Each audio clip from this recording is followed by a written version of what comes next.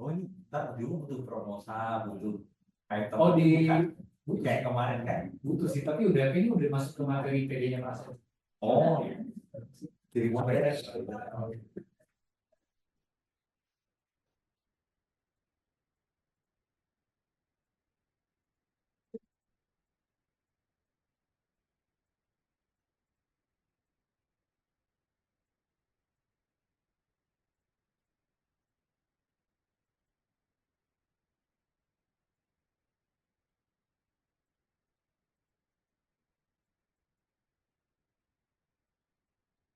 Oke, jadi dimulai aja ini pembukaan. Jadi memang ini baru pertama kali kita ngadain verifikasi KPI, terutama buat yang SPBU karena dulunya kan kita nggak pernah ada verifikasi SPBU langsung belok. Tapi kebetulan di sini kami coba apa ya, ada di belakang baru di TV2 ini mengundang tim verifikator independen dari UI. Karena kalau dari Perpos sendiri kan sebenarnya agak dilema nih sebagai verifikator iya, tapi sebagai apa ya, pihak yang menyusun GPS betul juga gitu di sisi lain. Jadi di sini saya coba apa ya, bertindak mungkin sebagai apa ya, sebagai orang SPP dulu ya, bukan verifikator.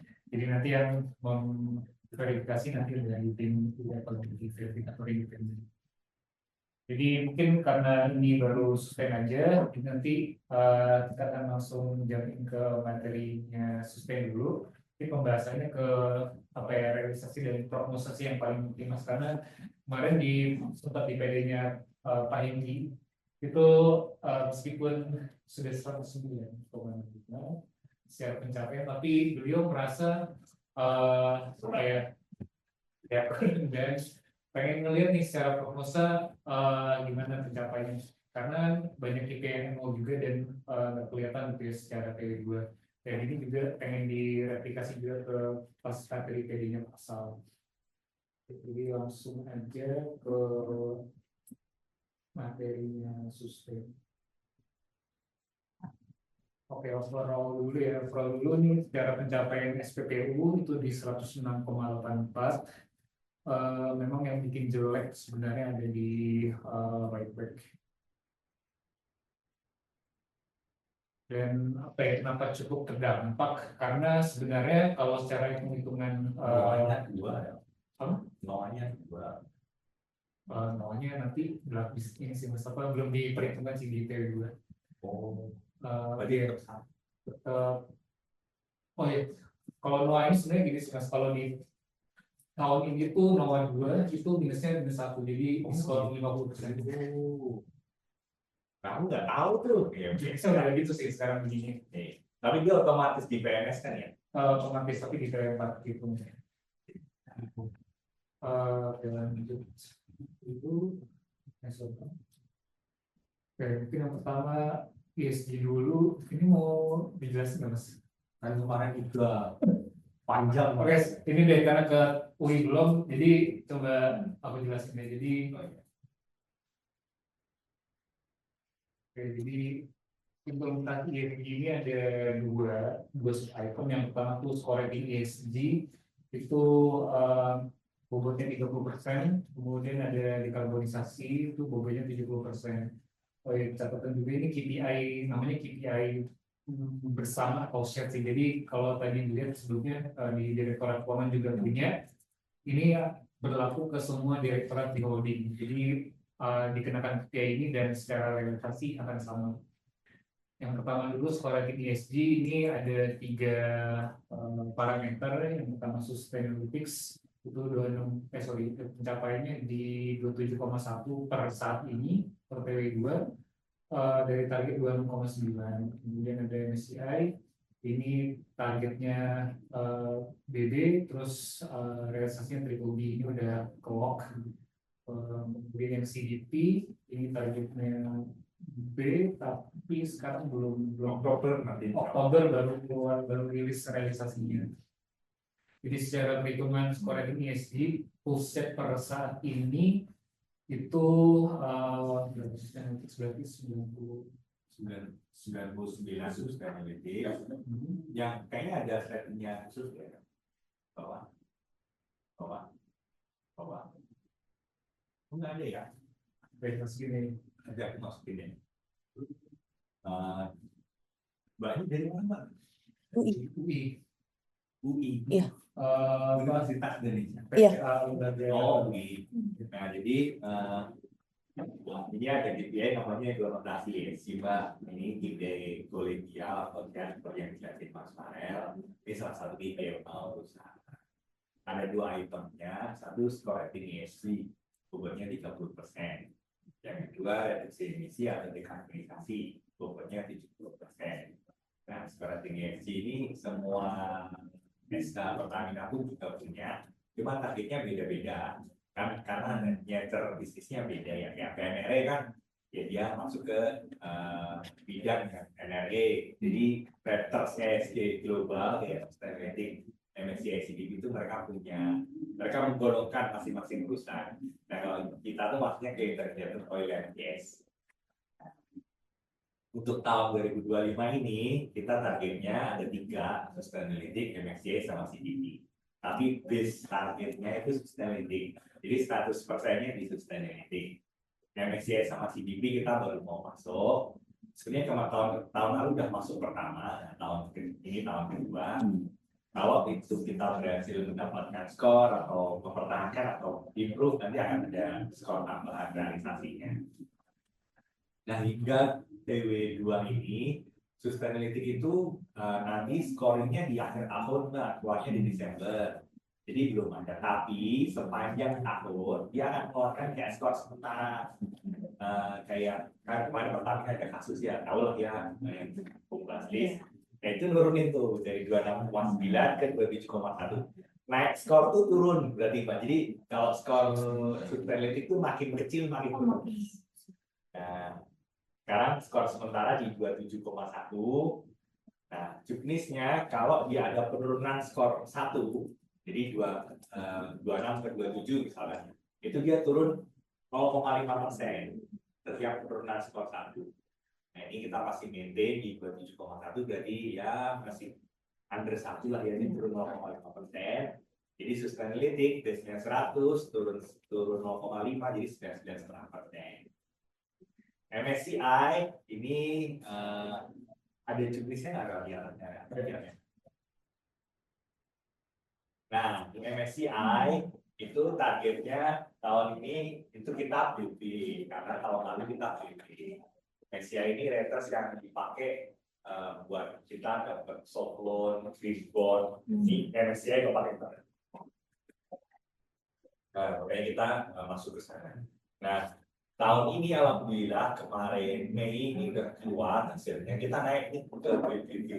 Kalau MSCI makin naik kayak rating keuangan lah, keuangan kan ada BB, BB, BB, BB, BB, AA minus gitu kan. Nah ini seperti, nah kita sekarang BBB dan juga cluster BBB, jadi realisasinya kan berarti di atas target atau baseline. Jadi yang itu kali 0,2, akhirnya di catatan 10%. Nah, CDP itu kita baru submit di bulan depan, September, kemungkinan akan keluar biasanya di 4 Oktober. Targetnya B, tapi CDP kita baru 2, yaitu yang climate change sama satu lagi water kalau nggak salah. Tapi yang kita nilai yang climate change yang kita ajukan. Karena ini sering ditanya investor juga. Target kita mempertahankan nilai B di tahun lalu, kalau naik alhamdulillah. Dari hasil yang dari 2 sustainability skor sementara 27,1, MSCI udah BBB, CDP masih skor sementara B, itu realisasi untuk GMC rating di 110%. Next Mas Marel, nextnya lagi yang rating, nextnya lagi. Nah ini rekapnya ini bukan bikinan BPT, tapi di web mereka tuh ada Mbak. Jadi kita tinggal download reportnya aja atau screenshot. Ini screenshotannya. Yang kiri ini sustainability, Jadi 27,1 kita medium risk. Kita sekarang posisi di integrated oil and gas nomor 2 dunia dari 56 perusahaan. Untuk industri oil and gas producer kita nomor 12 dari 281 perusahaan di seluruh dunia. Itu per 30 Juni kemarin. Nanti ini skornya akan terus gerak sampai nanti Sustainalytics bisa mengeluarkan final score 2025 di Desember. Nah, itu yang kita jadikan realisasi IPA. Ini juga evidence-nya bisa langsung download ke webnya Sustainalytics. Jadi evidence-nya kuat lah ya, karena berupa report nanti. Kita bagus di mana, kurang di mana, skor akhir berapa kayak gitu. MSCI itu juga portal mereka. Jadi kita sekarang di PBB Mei ya di Mei 2025 tanggalnya saya lupa. Pokoknya keluar di Mei 2025 udah keluar MSCI report final 2025 untuk PT Pertamina Persero. Kita di PBB. Ini masih di average. Ini bedanya kalau Sustainalytics itu environment banget yang dinilai, jadi kayak aspek ESG-nya sangat kental ya, environment social governance. KMSCI itu campuran environment sama bisnis. Jadi bisnis kita di investasi kita di proyek energi terbarukan berapa persen dari total investasi, terus proyek-proyek kita tuh yang baru-baru terutama bergerak di mana aja di MSCI. Pokoknya kita di BBB atau average lah, kita nggak leading. Yang leading ini perusahaan-perusahaan Eropa biasanya kayak Statoil, lokal, BB terus biasanya. ASEAN yang leading MSCI itu PTT itu A. Nah, terus yang terakhir CDP. CDP itu ada dua, climate change sama water security. Cuma yang kita jadikan ini yang climate change saja. Water security malah agak susah karena area-area operasi kita tuh banyak air yang selama air sungai dan jadi agak susah untuk naik ini jadi change. Jadi baru nanti akan direspon itu di respon video itu kita submit kebutuhan data yang kita ini maksimal 17 September. Jadi saya bilang submit sekitar September, nanti reportnya hasilnya akan keluar serentak seluruhnya di Oktober. Itu untuk ISC. Nah yang kedua yang bobotnya 70% itu reduksi emisi atau dekarbonisasi. Nah untuk saat tahun ini kita targetnya ini kita menurunkan emisi operasional perusahaan kita, Mbak. Di perusahaan kita tuh ngeluarin emisi dalam CO2 ekivalen. Emisinya banyak, ada nitrogen oxide, sulfur dioxide, karbon dioksida pasti yang paling besar, ada metan dan lain sebagainya. Yang ini dalam CO2 ekivalen, tahun ini ditargetkan kita menurunkan 1,6 juta ton. Target ini keluar dari mana? Kita ada DPD, KDP, prediksi tinggi, KDP-nya berangkat dari NCT roadmap Pertamina atau roadmap Pertamina untuk zero emisi di tahun 2060 sesuai dengan roadmapnya Indonesia. Dan juga kalau di Indonesia 2030 itu ada target national determined contribution yang dikeluarkan oleh Kementerian Lingkungan Hidup ya. Ini sektor energi menyumbang 18% dari emisi global, emisi Indonesia, dan kita ditargetkan menurunkan sekitar 11 juta ton emisi dari 2020 sampai 2030. Nah, untuk tahun 2025 ini kita targetnya menurunkan 1,6 juta ton dari 11 juta ton. Nah, alhamdulillah kita sudah tercapai realisasi TW2-nya sudah 1 juta ton, 1,93444. Padahal target TW2 ini cuma 662. Ini sudah jauh di atas target, jadi realisasinya 110%. Jadi realisasi total implementasi di 110%, karena dua-duanya udah stres gitu. Detailnya yang dekarbonisasi, nah ini kita ada 6 subprogram besar, upstream, R&D, IML, CND, ada Inkas, pasti mbaknya udah familiar lah ya. Nah ini 1,6 juta ton itu targetnya kita disket ke masing-masing subholding. Jadi target reduksi emisi ini di masing-masing subholding juga ada, tapi sesuai proporsinya masing-masing. Upstream 1,1 juta ton karena memang upstream sama R&D yang operasional kita yang menghasilkan emisi paling besar, terus yang hilang sama sumber ikan. Yang R&D 370.000, yang lain jadi yang paling butuh kita jaga ini memang ini. Nah, hingga TW2 ini upstream sudah realisasinya sudah 68% dari target KAP yang bertanggung ribu atau di 790.000. R&D udah 56%, bahkan beberapa SK lain itu sudah di atas 100%. Kayak IML, NRE, dan jadi karena mereka targetnya kecil ya, mereka ada tambahan inovasi teknologi di operasional mereka, itu udah langsung kita. Jadi ini perlu kita nanti untuk target tahun depan perlu diperhatikan. Di secara total kita realisasinya ada 1.093.444 ton CO2 ekuivalen yang berhasil diturunkan atau 68% dari target KAP dari 5 tahun sebesar 1,6. Kira seperti itu. Izin Pak, ada yang mau saya tanyakan mungkin di slide sebelumnya ya terkait dengan rating yang BB dari MSCI ya. Iya. Targetnya kan BB ya Pak ya. Iya. Targetnya BB tapi Pertamina di level iya. Naik. Oh naik ya. Naik. Oh iya. Setiap naik itu tambah 10%. Sebetulnya kalau BB di Indonesia 5%. Dapat kalau kita bisa dipertahankan MSCI itu dinilai 5%. Tapi kalau naik jadi 10%. Oh, kalau dipertahankan tetap dapat tambahan 5%. Oh, oke. Saya pertahankan kan. Iya. Jadi kita kasih nilai Bang. Iya.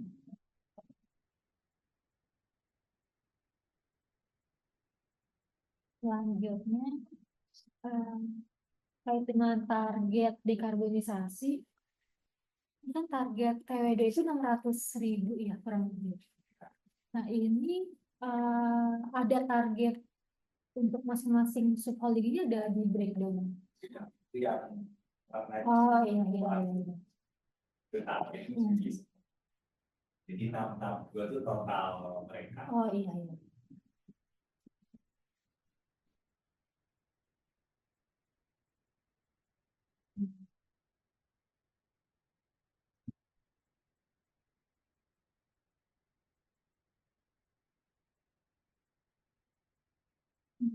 Besar ya? Iya, sangat besar.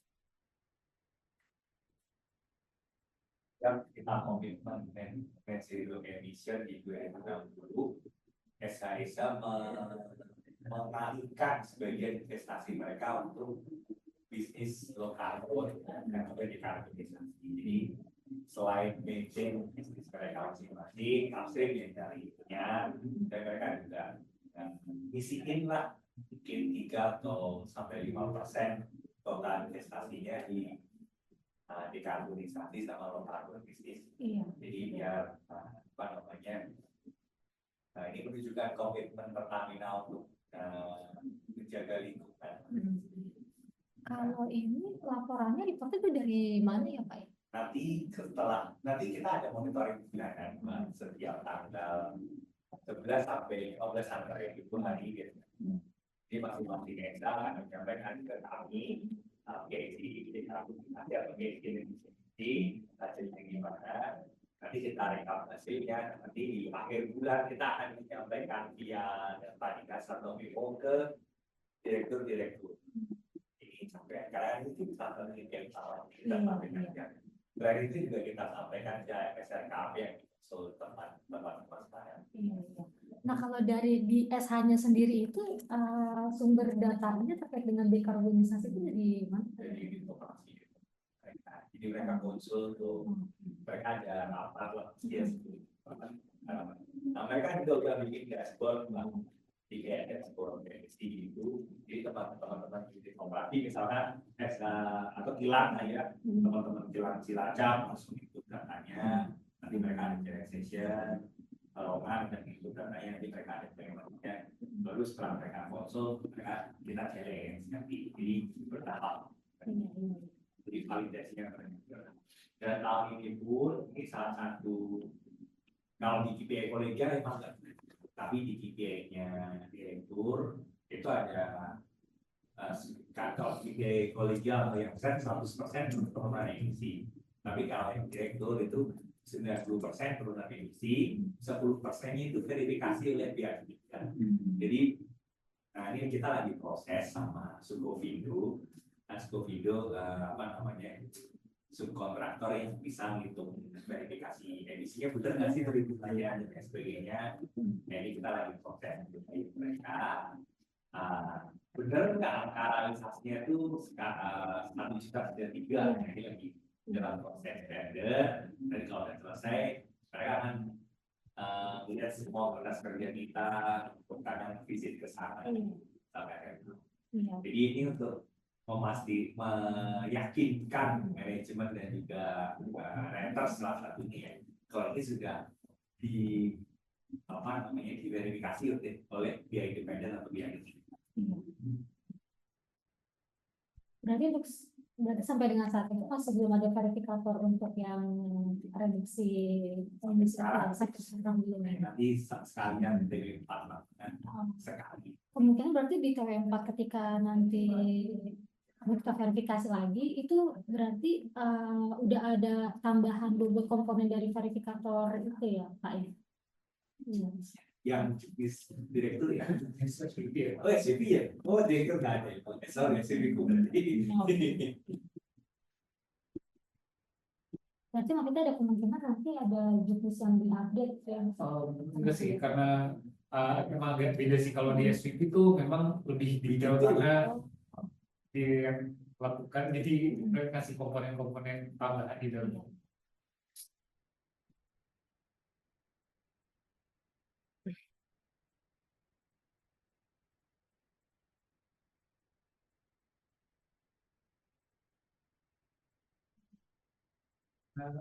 Lumayan banget ya. Jadi dia Iya banyak.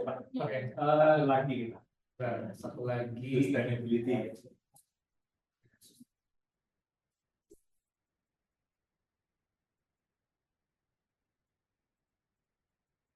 dan inisiatifnya.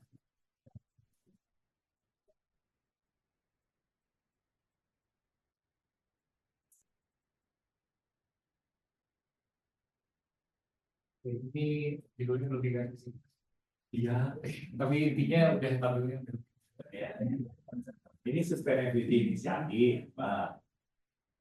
Terdiri dari dua item. Satu, net zero updating, net zero emission program Pertamina, bobotnya 60%. Satu, pengelolaan emisi inisiatif Pertamina, bobotnya 40%. Jadi ini kita tahun ini melakukan updating, ini kapalnya apa ya? Roadmap emisi kita lah. Karena ada update RCBP kan tahun 2024, jadi beberapa main project kayak pembangunan kilang ada yang mundur, ada yang kilang baru, nah itu harus kita masukkan. Jadi kita harus melakukan updating media emission. Ini kick-off-nya itu besok di tanggal 11 itu mengundang beberapa menteri juga di Jakarta.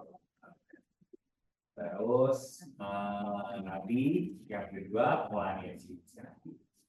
Oh kalau yang net zero emission ini targetnya itu deliverable di Desember dan itu insya Allah bisa revisi karena kita pakai konsultan juga kita 4 bulan akan diselesaikan. Jadi kalau mulainya di Agustus, September, Oktober, November, Desember ya Desember minggu kedua udah selesai, harus pasti sudah selesai. Jadi salah 110% untuk karton yang dari dua ini cuma tender udah selesai kemarin, konsultasi juga seperti ini. dari roadmap paling itu aja update-nya karena belum ada aktivitasnya. Level yang ngisi inisiatifnya yang bisa login. Nah, boleh kan next-nya? Nah, next. Jadi inisiatif sebelumnya inisiatif ini ada 2 item milestone. Yang pertama itu target penetapan di 31 Maret. Terus yang kedua target penetapan jumlahnya itu 25%, yang capaian 75%. Penetapan nanti udah selesai 21 Maret.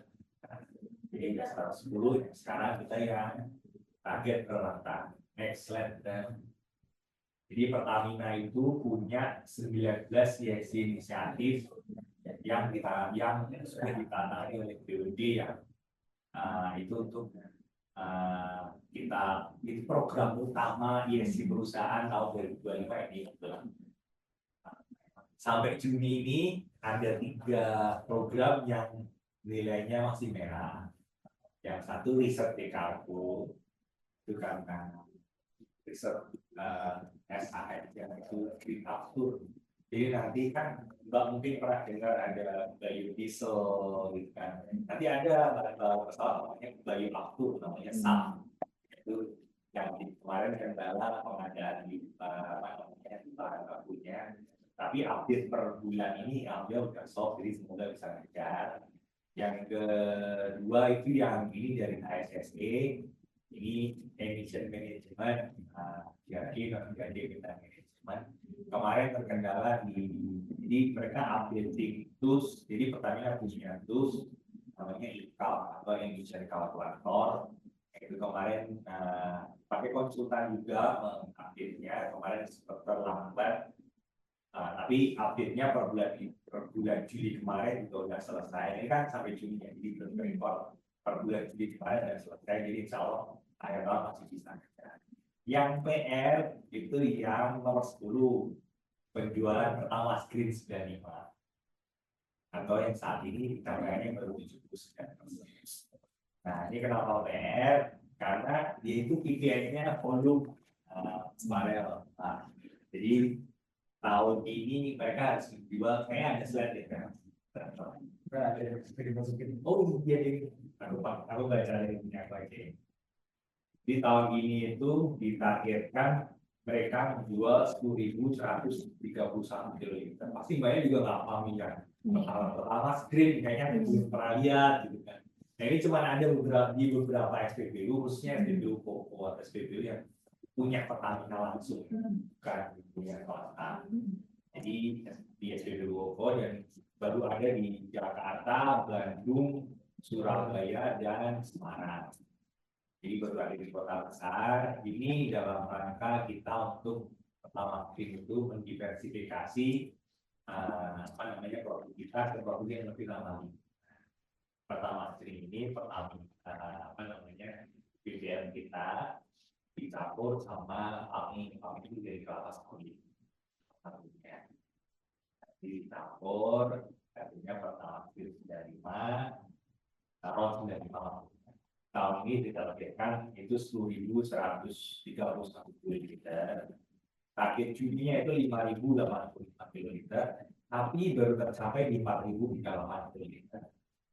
Kemarin waktu kita mintakan challenge session monitoring ke mereka, ini jadi KPI-nya direktur CRT juga Rel. Terus usaha kalian apa? Mereka nambah SPBU yang buka jual pertama screen di Semarang. Itu Semarang itu baru aja buat ngejar volume penjualan. Sama mereka ngomong gini sih, meyakinkan kita, Mas nggak usah khawatir, ini sampai KPI CEO-nya CRT kok pasti hijau Mas akhir tahun, ntar lihat aja.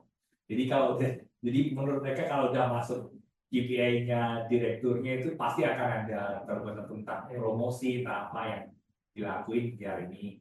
Jadi sebetulnya ini agak, kalau lihat pace-nya sekarang ini agak berat, tapi ya lihat mereka ini jadi KPI direkturnya.